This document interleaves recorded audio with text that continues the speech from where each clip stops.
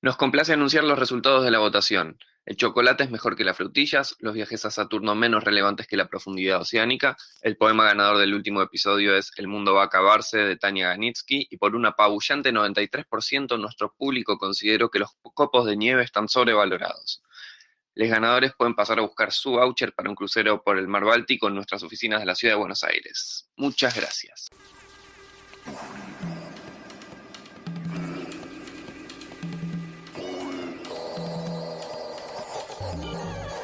A todos, todas, todes quienes nos acompañan hoy día. Este capítulo de Tufillo está dedicado para todos los niños que están en su casa, en cuarentenados, confinados, y queremos elegir los mejores poemas para ir donde habitan los monstruos. Y en este capítulo nos acompañan Marcia Mendieta, desde Santa Cruz, Bolivia. Bueno, de Santa Cruz, Bolivia, pero desde Nueva York. Isabel Calderón, de Bogotá, Colombia, desde Nueva York.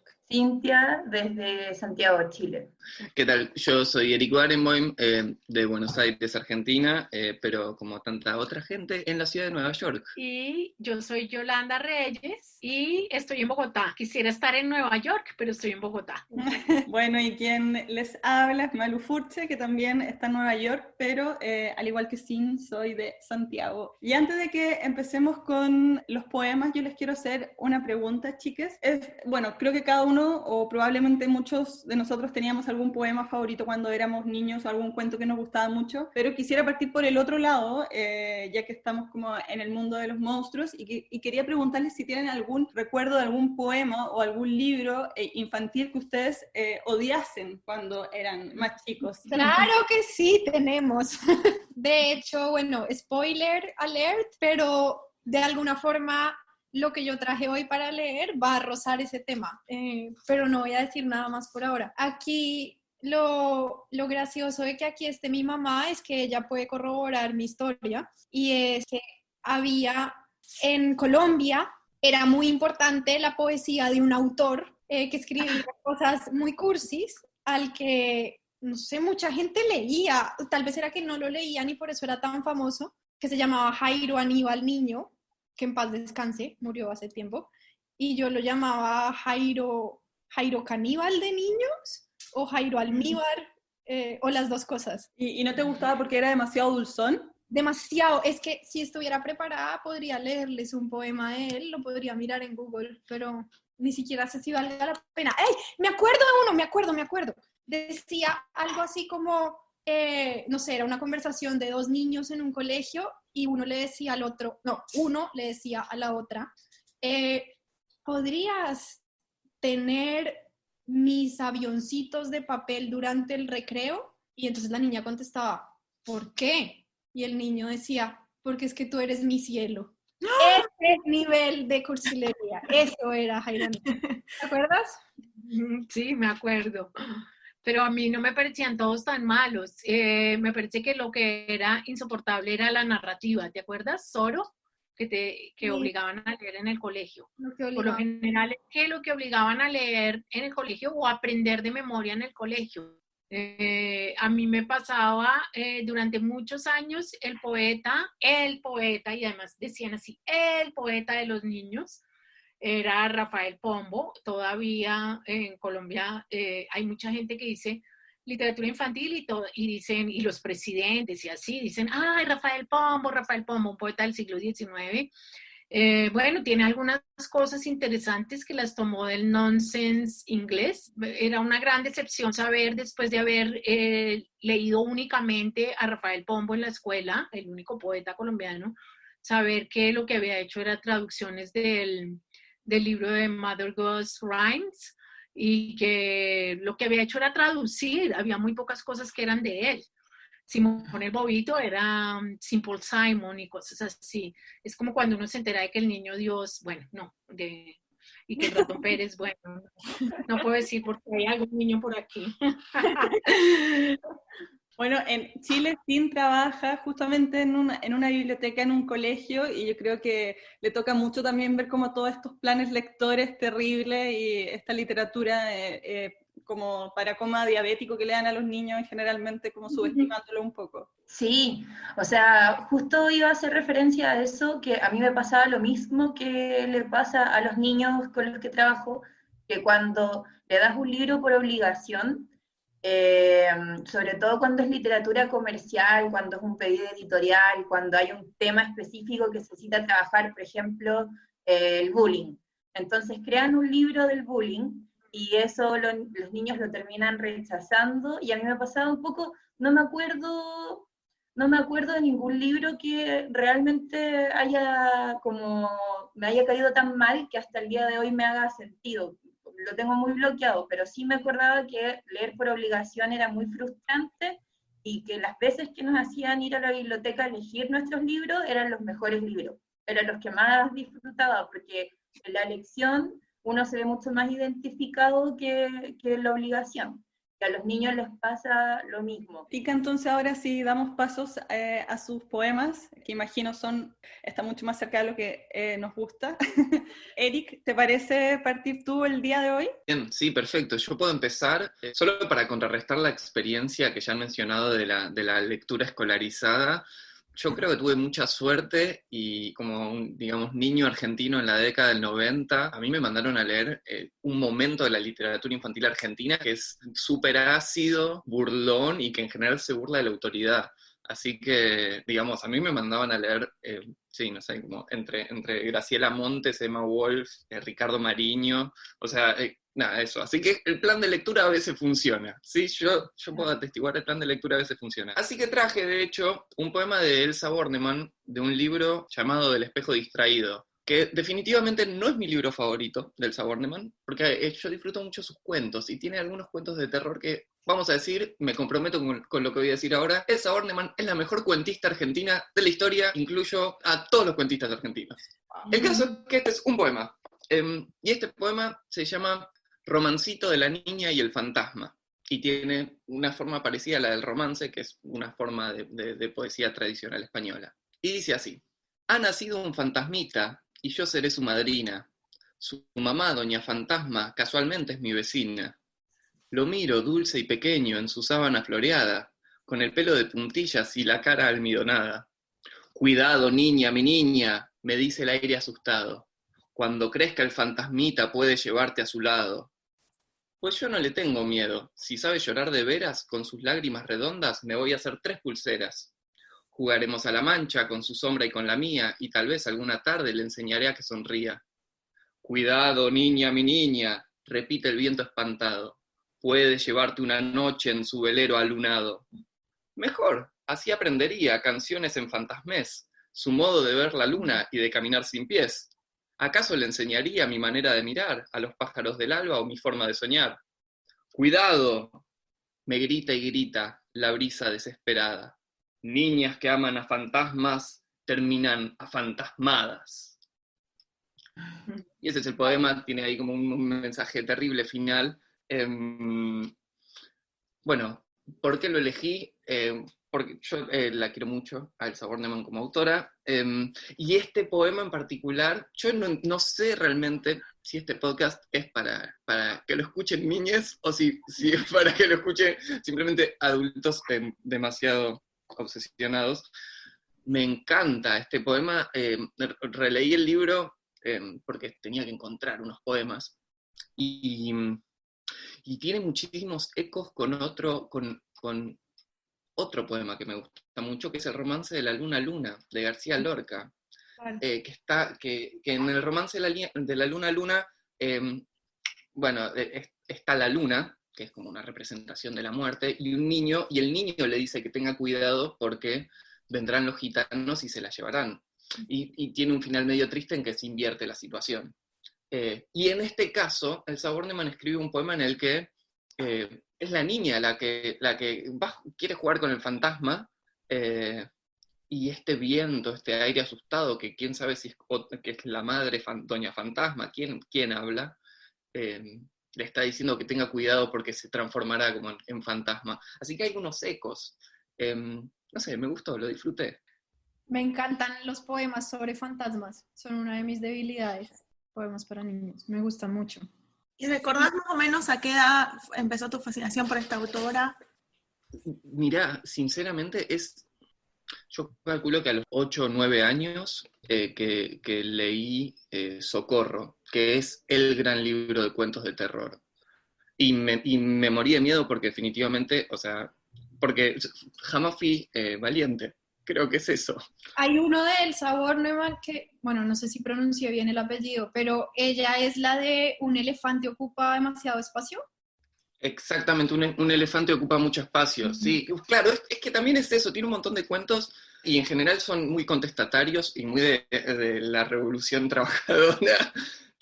Un elefante ocupa mucho espacio es uno de los grandes libros de la infancia argentina y también, bueno, si mal no recuerdo, sé que fue censurado por la dictadura. No recuerdo si el libro es un poco anterior o si salió también en el 76, 77. ¿A ustedes no les pasa que dudan un poco si releer libros de la infancia, pensando que puede pasarse un poco de la magia o el efecto que causaron cuando éramos chicos? Yo los releo constantemente y a veces incluso los releo y digo, ay, cómo no valoré lo suficiente este libro. Yo creo que pasa también un poco que cuando estamos hablando como de buenos libros, también uno hace el ejercicio de darse cuenta que no hay una edad. El concepto de literatura infantil sirve quizás para hacer algunas clasificaciones, pero finalmente, como que yo hace poco leí Las Brujas de Roald Dahl y lo pasé tan bien. Entonces al final uno dice, bueno, da lo mismo, que la literatura está bien para cualquier edad. Bueno, pero es que además, Eric, qué suerte la que tuviste de haber sido niño en esa época, es la época de oro de la literatura, creo que latinoamericana, porque en Brasil también pasaban cosas, tiene mucho que ver también con la dictadura, y tanto en Brasil como en Argentina, yo las llamo mis hermanas mayores, nos abrieron un camino, la Bornemann, María Elena Walsh, en Brasil, Ana María Machado, bueno, también Laura de Betach, a quien censuraron por la Torre de Cubos. Era increíble porque escribían para niños y era una manera también de poder decir cosas. Los censores no estaban tan metidos en los libros para niños y mucho de la irreverencia y mucho de lo que se empezó a hacer, pues en el caso de María Elena, en plena dictadura, tenía que ver con ese desvío de la poesía para niños y era una poesía para niños muy inteligentes, es que eso también era un cambio de paradigma. Sí, que tengo una anécdota muy bonita con las historias de María Elena Walsh, porque en Bolivia no se conseguían sus libros, pero para un festival de teatro hicieron una adaptación de títeres con los cuentos de María Elena Walsh y con las canciones, y me acuerdo que fue lo más hermoso que vi de teatro, creo que en toda mi vida, porque fue un grupo, me imagino que era argentino, que llegó para el festival y presentó en un lugar, como en un centro cultural, fuera de la ciudad, así muy periférico, y me acuerdo que nos costó un montón llegar con mis papás, pero al final tuvimos que ver el show montados en una camioneta, en la carrocería de una camioneta, porque no había espacio ni había sillas suficientes en el lugar. Uh-huh. Y me acuerdo con una fascinación así yo creo que es lo mejor que he visto, o lo que más me ha impactado de chica. Qué lindo. Yolanda, ¿qué te parece si nos compartes tu poema ahora, por favor? Pues además no es una casualidad, pero sí, porque justamente el poema que traje es de María Elena Walsh, de la gran María Elena Walsh. Y es un poema que además, no sé, hoy Isabel, no sé si deba decir esto, pero cumple años. Y yo decía que le pudiera yo regalar y está hoy especialmente dedicado a Isabel. Se llama En una cajita de fósforos, María Elena Walsh. En una cajita de fósforos se pueden guardar muchas cosas. Un rayo de sol, por ejemplo, pero hay que encerrarlo muy rápido, si no, se lo come la sombra. Un poco de copo de nieve, quizá una moneda de luna, botones del traje del viento y mucho, muchísimo más. Les voy a contar un secreto. En una cajita de fósforos yo tengo guardada una lágrima y nadie, por suerte, la ve. Es claro que ya no me sirve. Es cierto que está muy gastada. Lo sé, pero ¿qué voy a hacer? Tirarla me da mucha lástima. Tal vez las personas mayores no entiendan jamás de tesoros. Basura, dirán, cachivaches. No sé por qué juntan todo esto. No importa que ustedes y yo igual seguiremos guardando palitos, pelusas, botones, tachuelas, virutas de lápiz, carozos, tapitas, papeles, piolín, carreteles, trapitos, hilachas, cascotes y bichos. En una cajita de fósforos se pueden guardar muchas cosas. Las cosas no tienen mamá. Hermoso. Hermoso. Qué lindo. Las cosas no tienen mamá. Es raro eso. Yo creo que antes de seguir comentando el poema, tenemos que hacer, para los que nos están escuchando y no lo saben, que Isa y Yolanda, claro, son madre e hija, y que además Isa hoy día está de cumpleaños. Pero ahora volvamos al poema. Y sería también para todos los que estamos encerrados, que creo que somos muchos millones de personas, pues en una cajita de fósforos se pueden guardar muchas cosas.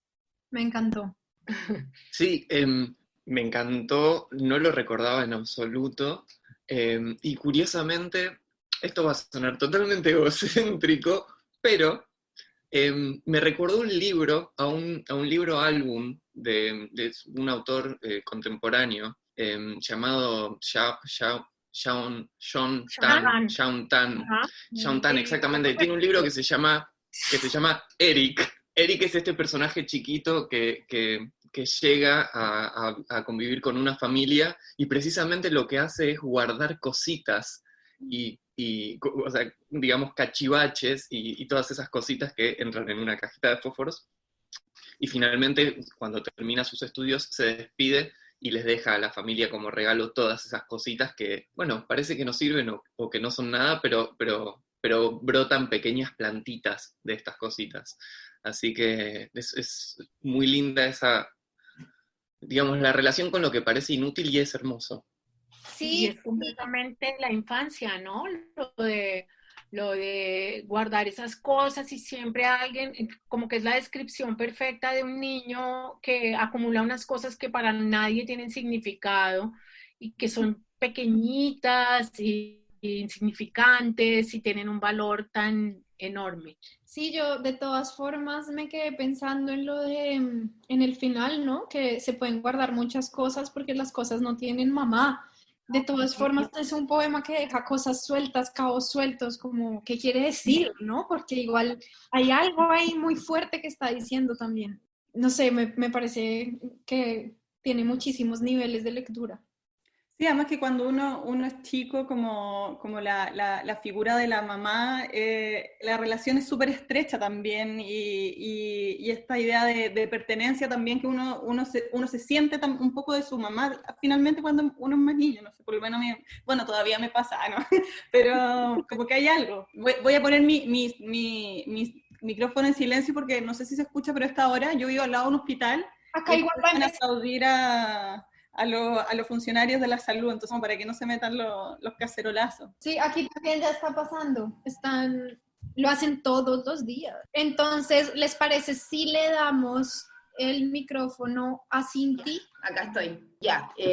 Yo elegí este libro porque, bueno, la temática era poemas que puedes llevar a donde viven los monstruos.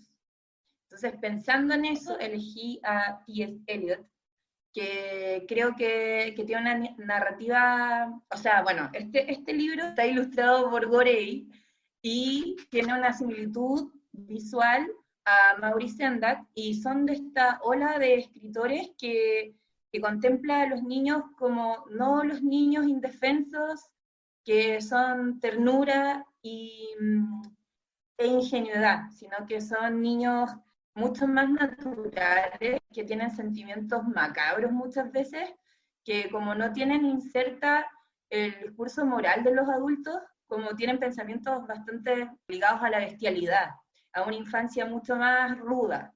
Si se acuerdan de la historia, el niño fue tratado como monstruo por la mamá y él crea todo este universo paralelo de monstruos, donde él es el rey de los monstruos. Y en ese sentido pensaba mucho en Gorey y en este libro que se llama El libro de los gatos sensatos. Traducido al español quedó como De la vieja zarigüeya, aunque en algunas traducciones mantuvieron El libro de los gatos no es sensata la palabra de la otra traducción, pero es de viejo possum. En este libro hay 15 poemas distintos, está traducido por Juan Bonilla. El que elegí se llama El señor Mistófeles. Al señor Mistófeles lo debes conocer, auténtico maestro del conjuro, y sobre eso puedes estar seguro. Escúchame, no te gasto una broma, inventar cosas es su idioma, y no hay un gato en todo este país que contra sus patentes pudiera competir. Su ilusionismo deja con la boca abierta y crea confusiones con sus manos expertas. En la prestidigitación y en los juegos de manos y de mente desafía a todo campeón y se queda contigo nuevamente. Los más célebres magos aprenden mogollón del señor Mistófeles, el más diestro. ¡Presto! Todo el mundo se calla y al fin diremos, ¡vaya! ¿Cómo lo ha hecho? ¿Dónde están los papeles? Nunca habréis visto a un gato tan listo como el gran mago Mistófeles. Pequeño, negro y de alma quieta, de las orejas a la cola. De hecho, es capaz de meterse en una grieta y caminar sobre un raíl estrecho. Te puede adivinar la carta que has guardado, e igualmente es un genio con el dado. Siempre te hace creer con convicción que solo se dedica a dar caza al ratón. Te puede hacer un truco con un corcho, o con una cuchara y algún trozo, de pastel de pescado. Si buscas tenedor o cuchillo y te dices, se habrán traspapelado. Ahora lo ves, pero ahora no, y los encuentras dentro de una semana en el jardín tirados. Al fin diremos, vaya, ¿cómo lo ha hecho? ¿Dónde están los enseres? Nunca habréis visto a un gato tan listo como el gran mago Mistófeles. Ambigua, esquiva su ralea.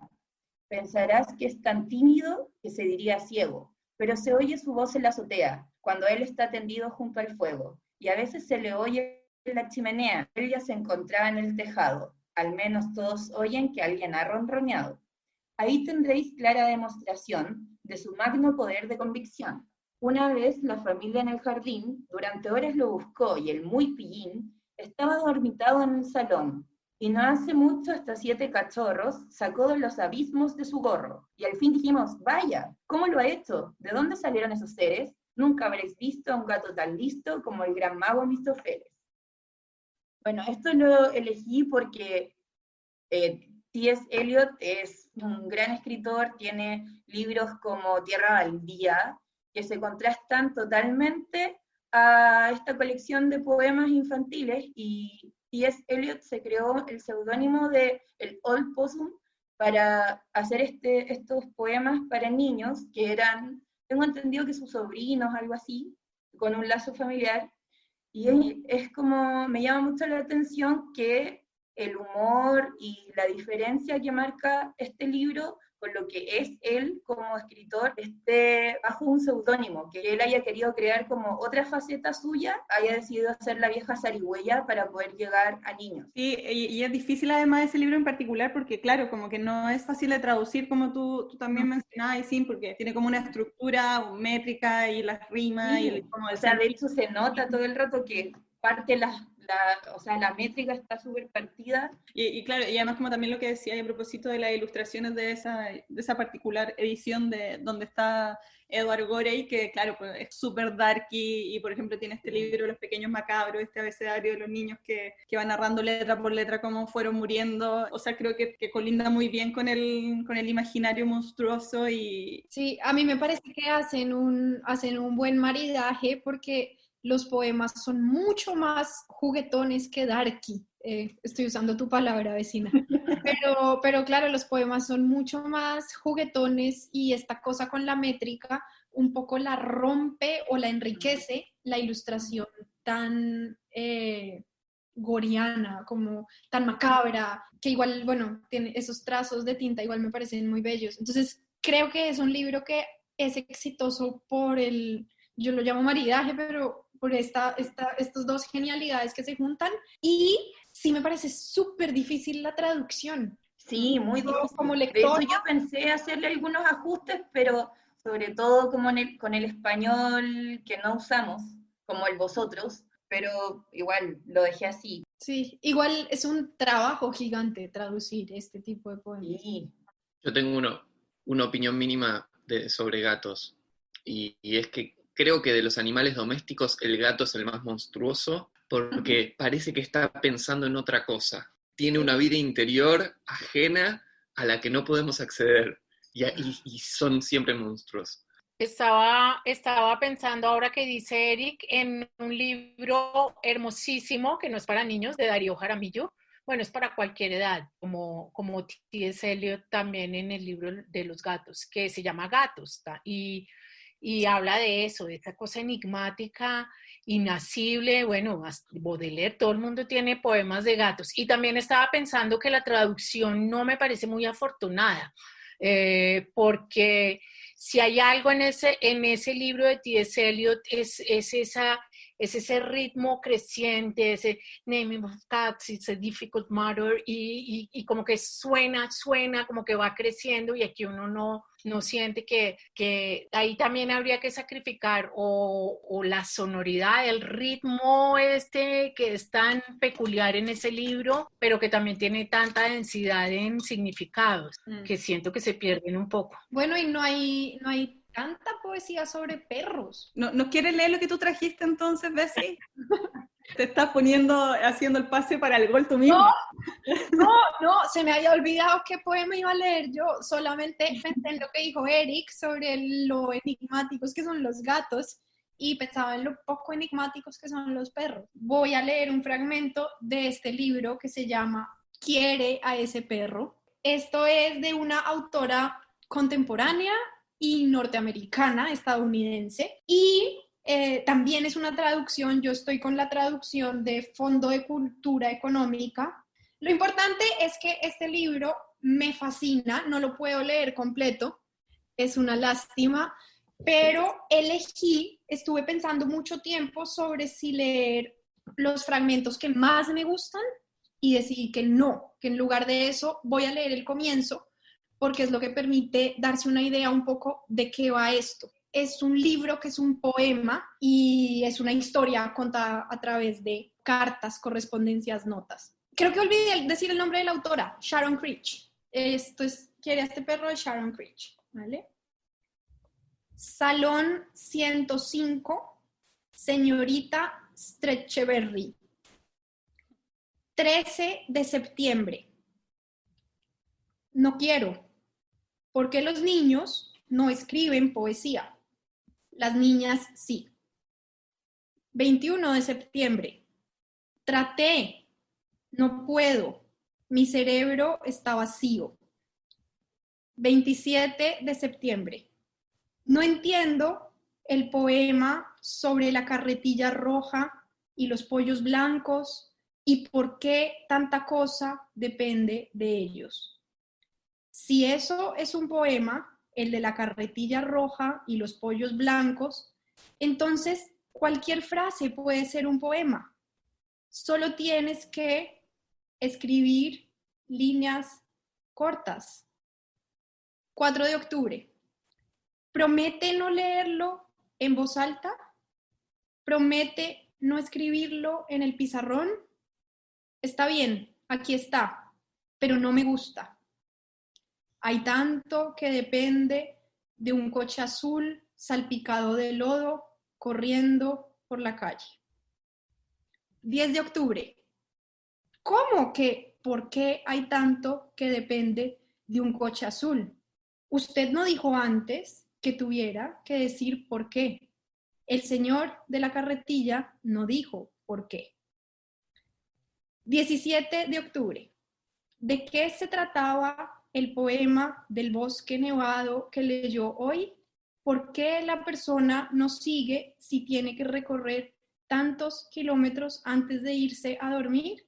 ¿Y por qué tengo que decirle más del coche azul salpicado con lodo que corre por la calle? No quiero escribir sobre ese coche azul que tenía que recorrer kilómetros antes de irse a dormir.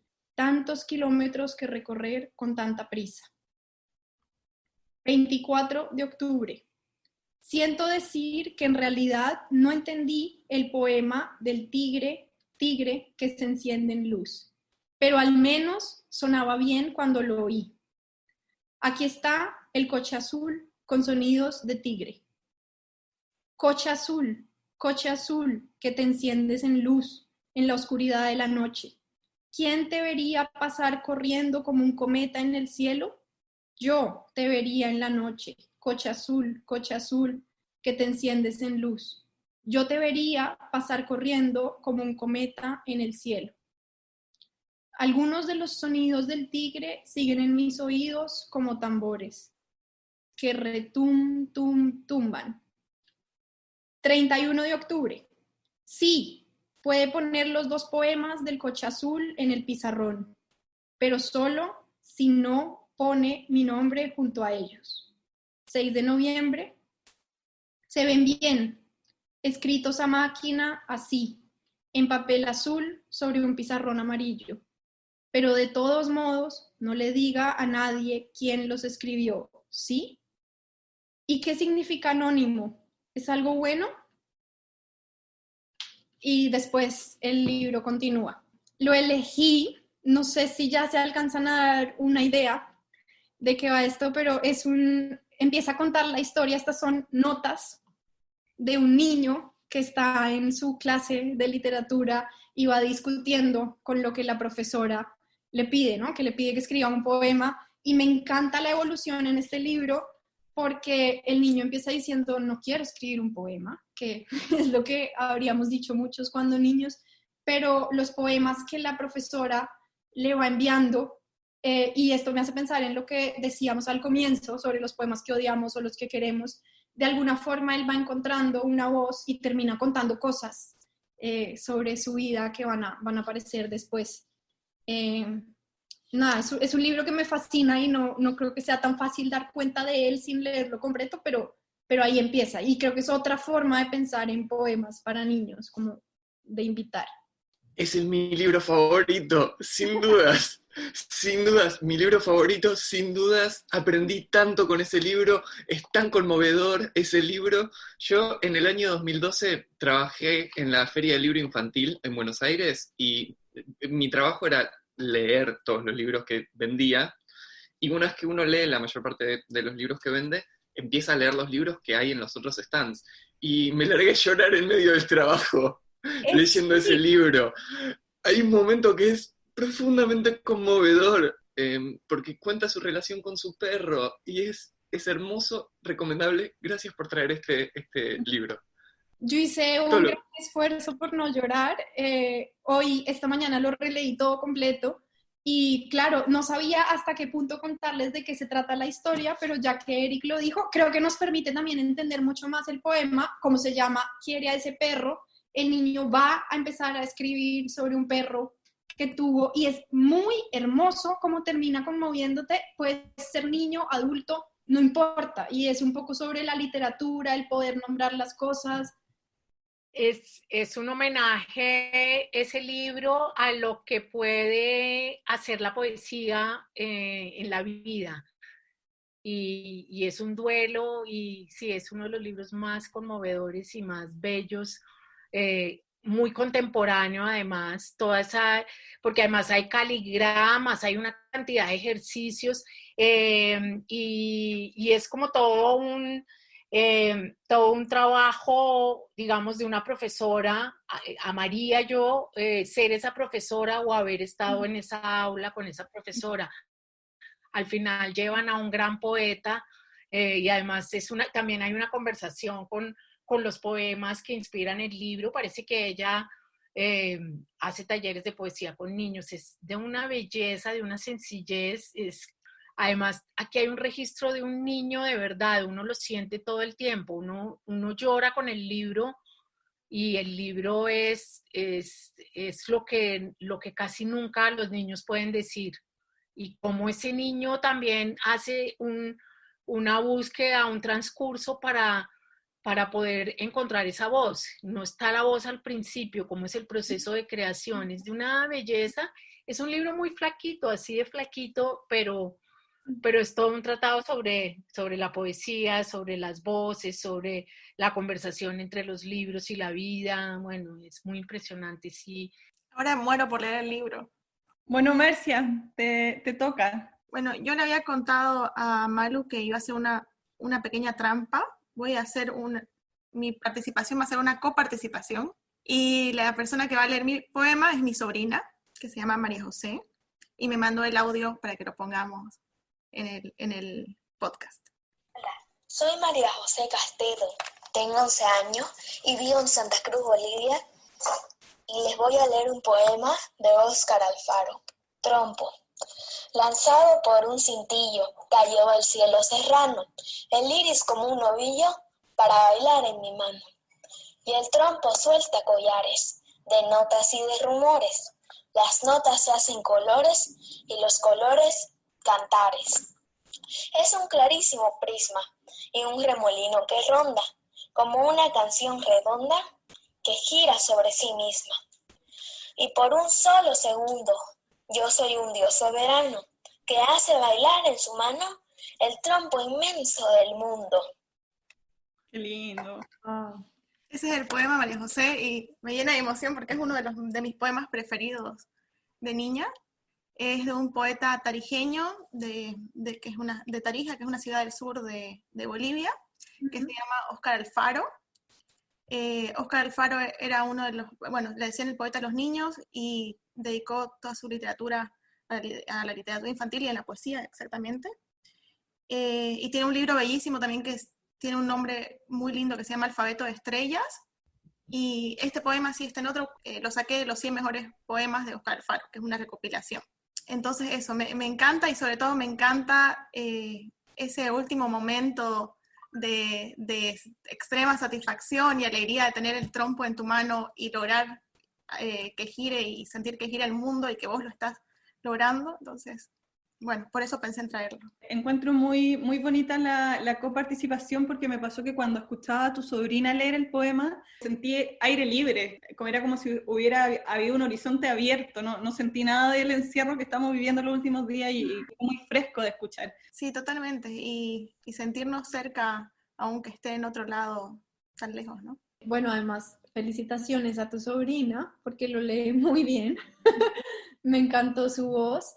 Pero a mí, además de la alegría, saben que este poema me hace pensar, y he leído muchas cosas como con este trasfondo en literatura infantil o como en poesía. En este momento estoy pensando puntualmente en María José Ferrada, pero esta mirada de, fíjate que yo no pienso tanto en la alegría de tener el trompo en la mano, sino que todo esto es muy religioso. Esta imagen me hace pensar en el Dios, que es el que nos tiene a todos nosotros en la mano, como controlo el mundo, tengo el mundo en la mano, y siempre uno encuentra ese tipo de poemas que hablan de ese pequeño mundo, pero el que está afuera es como, no es tan humano, hay algo por fuera, como estos niños que toman la voz de Dios por un momento o algo así.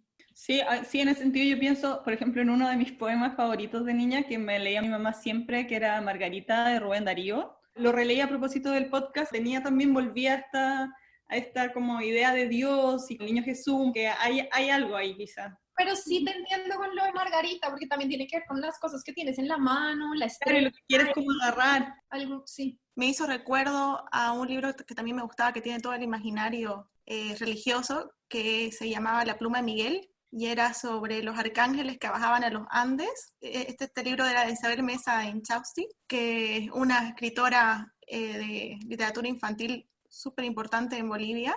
Y este poema me encantaba porque era como que era todo el tema religioso, pero sacarlo y descontextualizarlo y traerlo a Bolivia y ver cómo caminaban por la ciudad de La Paz. Y me encantaba ese libro. Sí, supongo que algo que mencionamos al principio al respecto de la irreverencia, creo que muchos de estos poemas, y quizás mucho de la literatura y la infancia, tiene que ver con las manías de poder o de control, digamos, se supone aparentemente como los niños no tienen poder, y al mismo tiempo están súper sometidos a los adultos, y pasa esto, que en muchos de estos poemas de golpe el niño es un dios que es el que controla el trompo, y al mismo tiempo el trompo, una vez que está puesto en movimiento, no responde a la voluntad, ni del niño, ni del adulto, ni de nadie. Así que me parecía simpático que ese vínculo y esa tensión de lo que está bajo nuestro dominio siempre esté ahí subyaciendo. Entonces, ahora le vamos a hacer una recapitulación de los poemas que hemos revisado hoy día y vamos a dar paso a la votación. Primero estuvo Eric con el romancito de la niña y el fantasma, después vino Yolanda con la cajita de fósforo, se llamaba, ¿o no? En una cajita de fósforo, sí. En una cajita de fósforo. Después vino Sin con T.S. Eliot, después vino Isa con Quiere a ese perro, y finalmente estuvo Marcia con María José con Trompo de Óscar Alfaro. Entonces, ¿les parece? Bueno, Marcia, tú que fuiste la última en leer, vamos a hacer el orden inverso para la votación, así que te toca ser la primera en votar por tu poema favorito del día de hoy. Bueno, antes de votar, quiero decirles que me encantaron todas sus selecciones y que gracias por traerlas porque realmente la pasé bien durante este podcast. Pero ahora voy a votar por el poema de Marilena Walsh que leyó Yolanda y sobre todo porque me dejó pensando todas las cosas que entran en la cajita y que no tiene mamá. Entonces esa imagen se me quedó rondando en mi cabeza y me encantó. Súper. ¡Ay, qué bien! ¡Ah! Isa.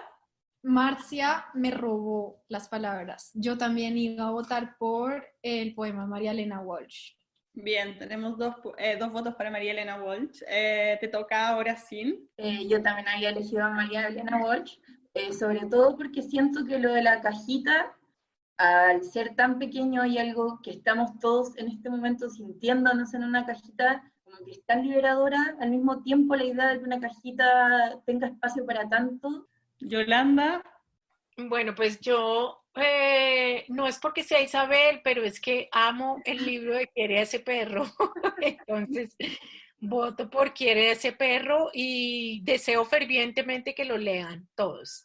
Ya todos que deseamos leerlo fervientemente. Sí. Sí. Y bueno, Eric.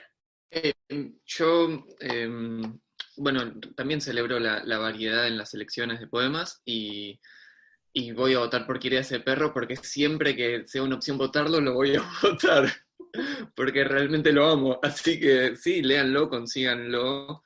Quizás si nos mandan un correo electrónico o se contactan con alguna de las tantas cuentas en redes del podcast, quizás tengamos un EPU para compartir. O el link así que, a dónde conseguirlo. o el link a donde conseguirlo, que es más correcto. Por lo menos en ebook está súper barato. No lo estoy tratando de vender, no tengo nada que ver con la autora, pero en ebook está como a $2. Es muy barato. Bueno, pero tenemos ya ganadora del capítulo, Yolanda con la cajita de fósforos.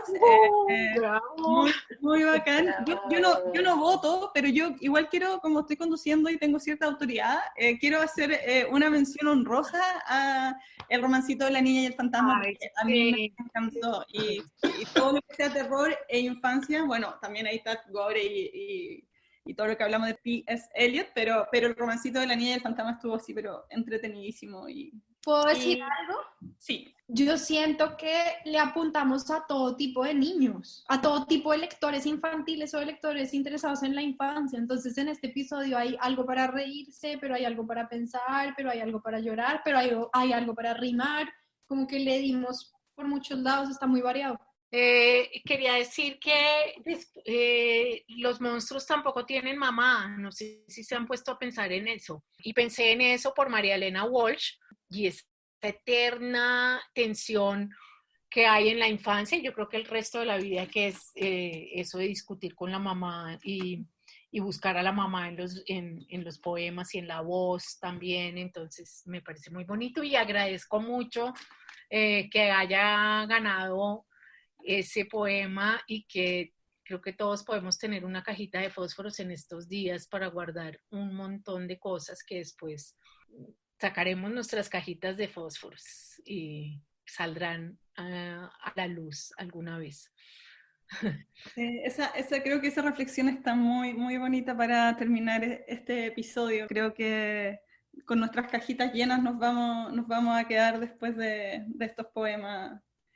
Muchas gracias por acompañarnos. Nos vemos en un próximo episodio. Gracias a todos. Gracias por la invitación.